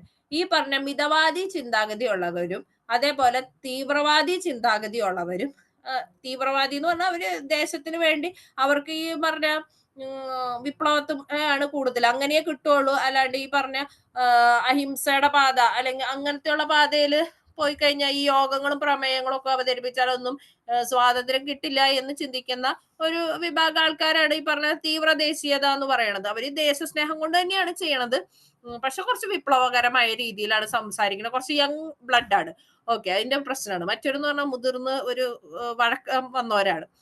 അപ്പോ കോൺഗ്രസിലെ മിതവാദികളും തീവ്ര ദേശീയവാദികളും രണ്ടായി പിളർന്ന സമ്മേളനമാണ് സൂററ്റ് സമ്മേളനം. ആ പിളർപ്പിനെയാണ്, ആ സമ്മേളനത്തിനെ നമ്മൾ പറയുന്നതാണ് സൂററ്റ് പിളർപ്പ്. 1907 നടന്നതാണ്. ഇത് ഒരു കാരണം എന്ന് പറഞ്ഞാൽ ഈ പറഞ്ഞ ലാലാ ലജ്പത് റായ് കോൺഗ്രസ് പ്രസിഡന്റ് ആകുന്നതിനെ പറ്റിയുള്ള തർക്കം വെച്ചിട്ടാണ് ഇത് നടന്നത്. ഓരോരുത്തരുടെ ഇടയിൽ ഓരോ ഈഗോ ഇഷ്യൂസ് ഒക്കെ ഉണ്ടാവില്ല. അപ്പൊ 1900 ലാലാ ലജ്പത് റായ് നമുക്കറിയാം ഒരു തീവ്ര ചിന്താഗതിക്കാരനായിരുന്നു. അപ്പൊ ലാൽ ബാൽ പാൽ നമ്മൾ പഠിച്ചിട്ടുണ്ടായി. ലാലാ ലജ്പത് റായ്, ബിപിൻ ചന്ദ്രപാൽ, അതേപോലെ തന്നെ ബാലഗംഗാധര തിലക്. അപ്പൊ അവരൊക്കെ തീവ്ര ചിന്താഗതിയുടെ ആൾക്കാരായിരുന്നു. അപ്പൊ ഈ ലാലാ ലജ്പത് റായ് കോൺഗ്രസ് പ്രസിഡന്റ് ആകുന്നതിനെ പറ്റിയുള്ള തർക്കത്തിലാണ് ഈ 1907 സൂററ്റിൽ വെച്ച് ഉള്ള INC സമ്മേളനത്തിന് മിതവാദ ചിന്താഗതിക്കാരും തീവ്ര ചിന്താഗതിക്കാരും ഉള്ളവര് രണ്ടായിട്ട് പിരിഞ്ഞു. ഈ സൂററ്റ് വിഭജനം നടക്കുമ്പോൾ അന്നത്തെ കോൺഗ്രസ് പ്രസിഡന്റ് റാഷ് ബിഹാരി ഘോഷ് ആയിരുന്നു കേട്ടോ. അപ്പൊ സൂററ്റ് വിഭജനം നടക്കുമ്പോൾ INCയുടെ പ്രസിഡന്റ് റാഷ് ബിഹാരി ഘോഷ്. ഇനി കോൺഗ്രസ് ചരിത്രത്തിലെ ഖേദകരമായ സംഭവം അല്ലെ, അത്ര നാൾ ഒരുമിച്ച് പോയിക്കൊണ്ടിരുന്ന ആൾക്കാര് എല്ലാവരുടെയും പിളർപ്പാണ്. നേരത്തെ നമ്മൾ പറഞ്ഞു മുസ്ലിം ലീഗിന്റെ ഫോർമേഷൻ ഒക്കെ പറഞ്ഞു. അപ്പൊ പാകിസ്ഥാൻ വാദത്തെ പറ്റിയൊക്കെ ഉന്നയിച്ചു.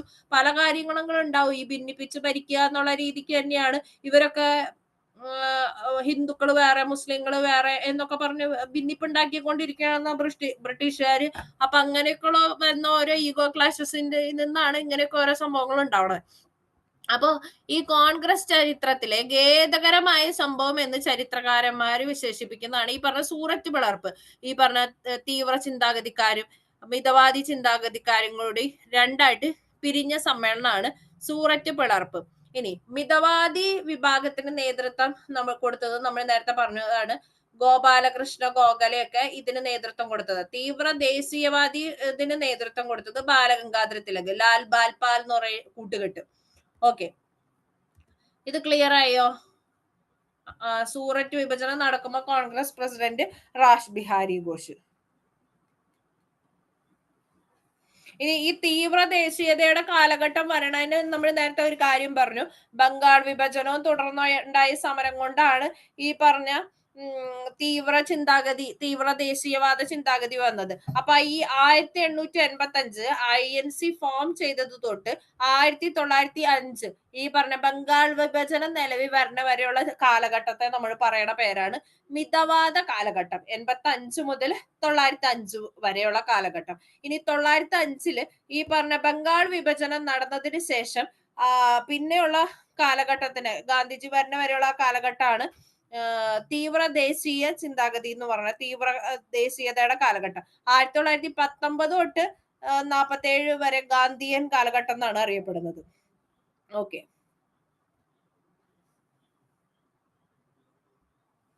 ഈ പറഞ്ഞ മിതവാദ ചിന്താഗതിക്കാർ കൂടുതലും സംയമനപരമായിട്ടുള്ള ഒരു സൗമ്യമായ ഒരു ചിന്താഗതി ഉള്ളവരാ. അവർ കൂടുതലും അവരാണ് സത്യത്തില് ഈ പറഞ്ഞ ഇന്ത്യ എങ്ങനെ ദരിദ്രമായത് എന്നൊക്കെ പറഞ്ഞതൊക്കെ ഇപ്പൊ നവറോജിനെ പോലെയുള്ള ദാദാഭായ് നവറോജിനെ പോലെയുള്ള വ്യക്തികളാണ്. അപ്പോ ഈ ബ്രിട്ടീഷുകാർ ഭരിക്കണോണ്ട് എന്തുകൊണ്ടാണ് ഇങ്ങനെ ഇന്ത്യ ദരിദ്രമായതിനെ പറ്റിയൊക്കെ പറഞ്ഞത്. അവര് മെയിനായിട്ട് പരാതികള്, പ്രമേയങ്ങള്, പ്രതിഷേധങ്ങള്, അങ്ങനെ പൊതു ആവശ്യം വിപ്ലവത്തിന്റെ പാത പിടിക്കാത്തവരാണ് ഈ പറഞ്ഞ മിതവാദി ദേശീയതയുടെ ആൾക്കാരൊക്കെ. ഓക്കെ, ക്ലിയർ അല്ലേ? ഓക്കെ അല്ലേ?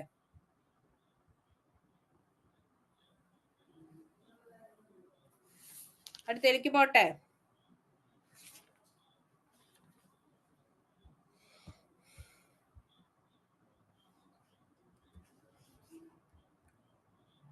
അടുത്തതാണ് ഗദ്ദാർ പാർട്ടി. ഗദ്ദാർ പാർട്ടി ഇനി ഇതേപോലെ കുറെ സാമൂഹിക പരിഷ്കരണ പ്രസ്ഥാനങ്ങളൊക്കെ നമ്മൾ പഠിക്കും. ഇനി 1913 ഗദ്ദാർ പാർട്ടി ഫോം ചെയ്തത്. 1913 അമേരിക്കയിലെ സാൻ ഫ്രാൻസിസ്കോയിൽ രൂപീകരിക്കപ്പെട്ട ഇന്ത്യൻ കുടിയേറ്റക്കാരായ തീവ്ര ദേശീയവാദികളുടെ സംഘടനയാണ് ഗദ്ദാർ പാർട്ടി എന്ന് പറയുന്നത്. അമേരിക്കയിലെ സാൻ ഫ്രാൻസിസ്കോയിലാണ് ഇത് രൂപീകരിക്കപ്പെട്ടത്. ഇത് എവിടെയാണ് രൂപീകരിച്ചതെന്ന് ചോദിക്കാറുണ്ട്. ഗദ്ദാർ പാർട്ടി രൂപീകരിച്ചത് സാൻ ഫ്രാൻസിസ്കോയിലാണ്. അപ്പോൾ ഇന്ത്യയിൽ നിന്ന് കുടിയേറിപ്പോയ തീവ്ര ദേശീയവാദികൾ രൂപീകരിച്ച സംഘടനയാണ് ഗദ്ദാർ പാർട്ടി. 1913 ഗദ്ദാർ പാർട്ടി നിലവിൽ വന്നത്. ഇനി ഗദ്ദർ എന്ന വാക്കിന് അർത്ഥം വിപ്ലവം എന്ന പദാണ് അതിന്റെ അർത്ഥം കേട്ടോ. വിപ്ലവം എന്നാണ് ഈ ഗദ്ദർ എന്ന വാക്കിന്റെ അർത്ഥം. ഗദ്ദർ പാർട്ടി രൂപം കൊണ്ടത് 1913 ഈ പറഞ്ഞ ഗദ്ദാർ പാർട്ടി രൂപം കൊണ്ടത്. അതിന്റെ സ്ഥാപകൻ ലാലാ ഹർദയാലാണ്. അപ്പൊ 1913 ഗദ്ദാർ പാർട്ടി ഫോം ചെയ്തത്. അമേരിക്കയിലെ സാൻ ഫ്രാൻസിസ്കോയിലാണ് അത് രൂപീകരിച്ചത്. ഇവിടെ നിന്ന് കുടിയേറിപ്പോയ തീവ്ര ദേശീയവാദികളായിട്ടുള്ള ആൾക്കാർ രൂപീകരിച്ച സംഘടനയാണ് ഗദ്ദാർ പാർട്ടി. 1913 ഇത് ഫോം ചെയ്തത്. വിപ്ലവം എന്നാണ് ഗദ്ദർ എന്നുള്ള ഇതിന്റെ അർത്ഥം. ഇനി ഗദ്ദാർ പാർട്ടിയുടെ ആദ്യത്തെ പ്രസിഡന്റ് ആണ് സോഹൻ സിംഗ് ബഗ്ന. സോഹൻ സിംഗ് ബഗ്നയാണ് ഗദ്ദാർ പാർട്ടിയുടെ ആദ്യത്തെ പ്രസിഡന്റ്, സോഹൻ സിംഗ് ബഗ്ന. ഇനി ജനറൽ സെക്രട്ടറി ലാലാ ഹർദയാൽ ആണ് കേട്ടോ. അപ്പൊ സോഹൻ സിംഗ് ബഗ്നയും ലാലാ ഹർദയാൽ ഒക്കെ ഗദ്ദാർ പാർട്ടിയുടെ ആൾക്കാരാണ്. അതിന്റെ ആദ്യത്തെ പേര് പസഫിക് കോസ്റ്റ് ഹിന്ദുസ്ഥാൻ അസോസിയേഷൻ ചോദിച്ചിട്ടുണ്ട് കേട്ടോ. ഗദ്ദാർ പാർട്ടിയുടെ ആദ്യത്തെ പേരാണ് പസഫിക് കോസ്റ്റ് ഹിന്ദുസ്ഥാൻ അസോസിയേഷൻ. ഇനി ഗദ്ദാർ പാർട്ടി 1913 നവംബർ 1 മുതൽ പ്രസിദ്ധീകരിച്ച ആരംഭിച്ച വാരികയുടെ പേരാണ് ഗദ്ദാർ എന്നത്. ഇനി ഇതൊന്നും അത്ര ഇമ്പോർട്ടന്റ് അല്ല. ഈ ഗദ്ദാർ പാർട്ടി ഇന്ത്യയിൽ വിപ്ലവം നടത്താൻ തീരുമാനിച്ച വർഷം 1915 ഇനി ലാലാ ഹർദയാലിന്റെ രാഷ്ട്രീയ ഗുരുവായിരുന്നു ലാലാ ലജ്പത് റായ്. ഈ ഗോമതകാരു ഈ പറഞ്ഞ സംഭവം ആരുമായിട്ട് ബന്ധപ്പെട്ടതാന്ന് ചോദിക്കാറുണ്ട്. അത് ഗദ്ദാർ പാർട്ടി. 3 പോയിന്റാണ് ഗദ്ദാർ പാർട്ടിയെ പറ്റി പഠിക്കേണ്ടത്. വർഷം പഠിക്കുക 1913. സ്ഥാപിച്ചത് ലാലാ ഹർദയാൽ ആണെന്ന് പഠിക്കുക. ആദ്യത്തെ പ്രസിഡന്റ് സോഹൻ സിംഗ് ബഗ്നയാണെന്ന് പഠിക്കുക. പിന്നെ ചോദിച്ചു കണ്ടേക്കണത് ഈ പറഞ്ഞ ഗോമതമാരു സംഭവം ഇത് എന്തുമായിട്ട് ബന്ധപ്പെട്ടതാണെന്ന് ചോദിച്ചാൽ അത് ഗദ്ദാർ പാർട്ടി. അധികം പഠിക്കേണ്ട, ഇത്രയും കാര്യങ്ങളാണ് മെയിൻ ആയിട്ട് ചോദിക്കാറ്. ഇത് ഇടയ്ക്ക് ചോദിച്ചു കണ്ടിട്ടുണ്ട് കേട്ടോ. ഗദ്ദാർ പാർട്ടിയുടെ ആദ്യത്തെ പേര് പസഫിക് കോസ്റ്റ് ഹിന്ദുസ്ഥാൻ അസോസിയേഷൻ ചില ക്വസ്റ്റ്യൻ പേപ്പറിൽ കണ്ടിട്ടുണ്ട്. ഇനി അടുത്തതാണ് 13 ഗദ്ദാർ പാർട്ടി കഴിഞ്ഞു. ഇനി അടുത്തതാണ് ഹോം റൂൾ പ്രസ്ഥാനം. ഹോം റൂൾ എന്ന് പറഞ്ഞാൽ സ്വയംഭരണം എന്നാണ് അതിന്റെ അർത്ഥം. സ്വയംഭരണം കേട്ടോ. ഈ പറഞ്ഞ ഇതൊക്കെ ഈ ഹോം റൂൾ പ്രസ്ഥാനമൊക്കെ 1-ാം ലോക മഹായുദ്ധ കാലത്ത് വന്ന ഒരു സംഭവമാണ്. ജർമ്മനിക്കെതിരെ ബ്രിട്ടീഷുകാര് ബ്രിട്ടൻ ഒക്കെ വന്നു കഴിഞ്ഞപ്പോ അതിനെതിരെ വന്ന ഒരു സംഭവമാണ്. അതിനെതിരെ വന്നതല്ല, അതുമായിട്ട് 1-ാം ലോക മഹായുദ്ധമായിട്ട് ബന്ധപ്പെട്ടുള്ള ഒരു സംഭവമാണ് ഈ ഹോം റൂൾ പ്രസ്ഥാനം എന്ന് പറയുന്നത്.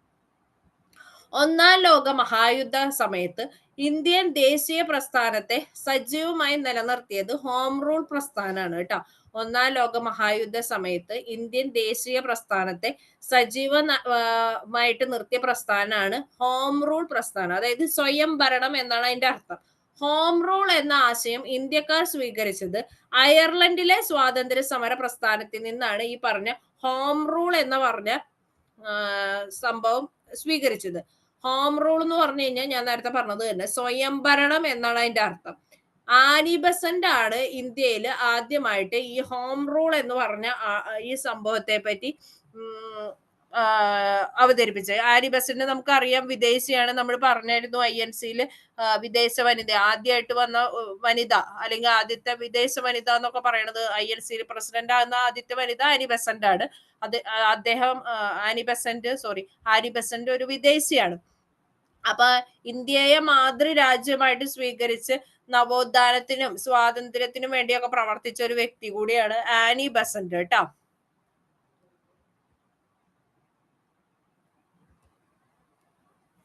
ഇനി ഈ ഹോം റൂൾ പ്രസ്ഥാനത്തിന്റെ പ്രധാനപ്പെട്ട ലക്ഷ്യം ബ്രിട്ടീഷ് കോമൺവെൽത്തിൽ നിന്നുകൊണ്ട് ഇന്ത്യക്ക് സ്വയംഭരണം നേടുക എന്നുള്ളതാണ് ഈ പറഞ്ഞ ഹോം റൂൾ പ്രസ്ഥാനത്തിന്റെ പ്രധാനപ്പെട്ട ലക്ഷ്യമായിരുന്നത്. ഇനി നമ്മൾ ഇത് കുറച്ച് ഒരു ഓർഡറിലല്ല പോണെന്നുണ്ടെങ്കിലും നമ്മളിത് ഇപ്പൊ പഠിക്കുക. നമുക്ക് കംപ്ലീറ്റ് ബാക്കി സ്വാതന്ത്ര്യ സമരത്തിന്റെ ആ ഒരു കഥ ഒരു സ്റ്റോറി പോലെ കേൾക്കുമ്പോൾ ഇതുമായിട്ടുള്ള കണക്ഷൻ ഒക്കെ കിട്ടും കേട്ടോ. എല്ലാം കൂടി ഞാൻ മിക്സപ്പ് ചെയ്യണില്ല ഇപ്പൊ. ഹോം റൂൾ പ്രസ്ഥാനത്തിന്റെ പ്രധാനപ്പെട്ട ലക്ഷ്യം എന്താന്ന് പഠിക്കുക. ബ്രിട്ടീഷ് കോമൺവെൽത്തിൽ നിന്നുകൊണ്ട് ഇന്ത്യക്ക് സ്വയംഭരണം നേടുക. ഇത് ഇമ്പോർട്ടന്റ് ആണ് കേട്ടോ. സ്വാതന്ത്ര്യം എന്റെ ജന്മാവകാശമാണ്, ഞാനത് നേടുക തന്നെ ചെയ്യും. ഹോം റൂൾ പ്രസ്ഥാനവുമായി ബന്ധപ്പെട്ട് ഈ മുദ്രാവാക്യം മുഴക്കിയത് ബാലഗംഗാധര തിലകാണ്. സ്വാതന്ത്ര്യം എന്റെ ജന്മാവകാശമാണ്, ഞാനത് നേടുക തന്നെ ചെയ്യും എന്ന് പറഞ്ഞത് ബാലഗംഗാധര തിലകാണ്. ഹോം റൂൾ പ്രസ്ഥാനവുമായിട്ട് ബന്ധപ്പെട്ട് പറഞ്ഞതാണ് കേട്ടോ.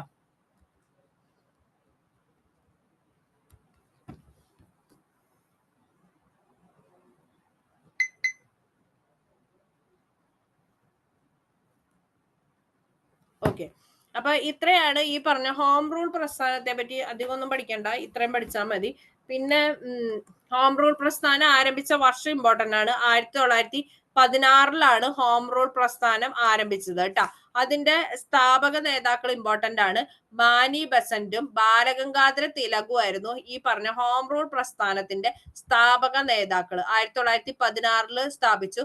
ഇനി ഈ പറഞ്ഞ ബ്രിട്ടീഷ് കോമൺവെൽത്തിൽ നിന്നുകൊണ്ട് ഇന്ത്യക്ക് സ്വയംഭരണം നേടിയെടുക്കാനുള്ള സമരമാണ് ഈ പറഞ്ഞ ഹോം റൂൾ പ്രസ്ഥാനം. അത് ആനി ബസന്റിന്റെയും അതേപോലെ തന്നെ ഈ പറഞ്ഞ ബാലഗംഗാധര തിലകിന്റെയും കൂടിയിട്ടുള്ള പ്രയത്നത്തിലാണ് ഈ പറഞ്ഞ ഹോം റൂൾ പ്രസ്ഥാനം നിലവിൽ വന്നത് കേട്ടോ.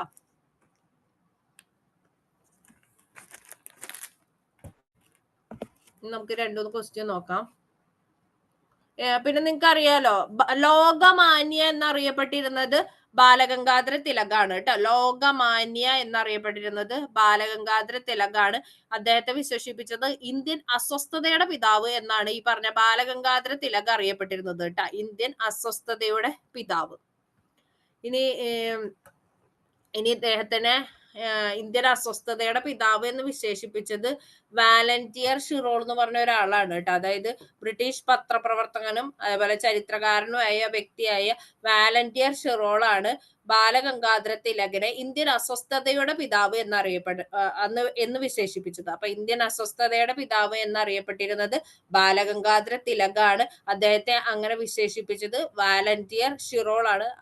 അപ്പൊ ഇദ്ദേഹവും ആനി ബസന്റും ഒക്കെ കൂടിയാണ് ഈ ഹോം റൂൾ പ്രസ്ഥാനത്തിന് നേതൃത്വം നൽകിയത് കേട്ടോ. ഇനി ഒരു ക്വസ്റ്റ്യൻ വന്നേക്കണതാണ്. ഇത് ഒരു 10th ലെവൽ പ്രിലിംസിന് ചോദിച്ചേക്കണതാണ്. നിങ്ങൾ ഇതിന് ആൻസർ പറയണേ. ഇതിപ്പോ ഞാൻ പറഞ്ഞുകൊണ്ട് നിങ്ങൾക്ക് കിട്ടും. ഹോം റൂൾ പ്രസ്ഥാനവുമായി ബന്ധമുള്ള നേതാക്കള് ശരിയായ ജോഡി തെരഞ്ഞെടുക്കുക. 1 ആനി ബസന്റ്, 2 ബാലഗംഗാധര തിലക്, 3 സുഭാഷ് ചന്ദ്രബോസ്, 4 ഗോപാലകൃഷ്ണ ഗോഖലെ. ഇതിലൊക്കെ ആരൊക്കെയുണ്ട്? ആനി ബസന്റും അതേപോലെ തന്നെ ബാലഗംഗാധര തിലകും കേട്ടോ.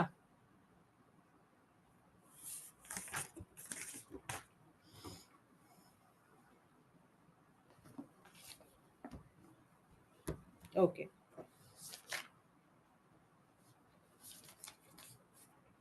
കപ്പലൊട്ടിയ തമിഴൻ എന്ന പേരിൽ അറിയപ്പെടുന്നത് ആര്? ഇത് ഖാദി ബോർഡിന്റെ പ്രിലിംസിന് ചോദിച്ചതാണ് കേട്ടോ. കപ്പലൊട്ടിയ തമിഴൻ എന്ന പേരിൽ അറിയപ്പെടുന്നത് VO ചിദംബരം പിള്ള കേട്ടോ. ഇനി നമുക്കറിയാം ഗോഖലെ ആരായിരുന്നു എന്നറിയാം. ഈ പറഞ്ഞ വേഷപ്രച്ഛനായ രാജ്യദ്രോഹി എന്നാണ് ഈ പറഞ്ഞ ബ്രിട്ടീഷുകാർ ഗോഖലേനെ വിശേഷിപ്പിച്ചത് കേട്ടോ.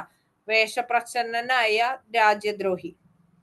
അതുപോലെ തന്നെ നമ്മുടെ മഹാത്മാഗാന്ധി, സരോജിനി നായിഡു, മുഹമ്മദ് അലി ജിന്ന ഇവരുടെയൊക്കെ രാഷ്ട്രീയ ഗുരുവായിരുന്ന വ്യക്തിയും കൂടിയാണ് ഗോപാലകൃഷ്ണ ഗോഖലെ എന്ന് പറഞ്ഞ ആള് കേട്ടോ. ഗോപാലകൃഷ്ണ ഗോഖല മഹാത്മാഗാന്ധിയുടെ അതേപോലെ തന്നെ സരോജിനി നായിഡു, ഇത് ചോദിച്ചിട്ടുണ്ട് കേട്ടോ. മഹാത്മാഗാന്ധിയുടെ, സരോജിനി നായിഡുയുടെ, ഞാൻ ഇപ്പൊ പറയണ എക്സ്ട്രാ പോയിന്റ്സ് നിങ്ങൾ എഴുതിയെടുത്തോളൂ. സ്ലൈഡിൽ ചിലപ്പോൾ ഞാൻ ഇൻക്ലൂഡ് ചെയ്യാൻ വിട്ടുപോയിട്ടുണ്ടാവും. അപ്പൊ ഈ പറഞ്ഞ മഹാത്മാഗാന്ധി അതേപോലെ തന്നെ സരോജിനി നായിഡു, ഇപ്പൊ നമ്മൾ പറഞ്ഞ മുഹമ്മദ് അലി ജിന്ന, അവരുടെ 3 പേരുടെയും രാഷ്ട്രീയ ഗുരുവും കൂടിയായിരുന്നു ഗോഖലെ കേട്ടോ. ഓക്കെ,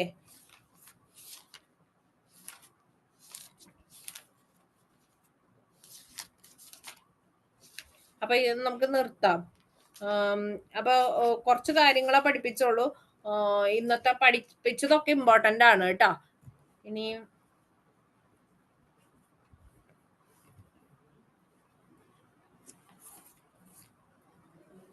ഓക്കെ, ബാക്കി നമുക്ക് അടുത്ത ക്ലാസ്സിൽ എടുക്കാം.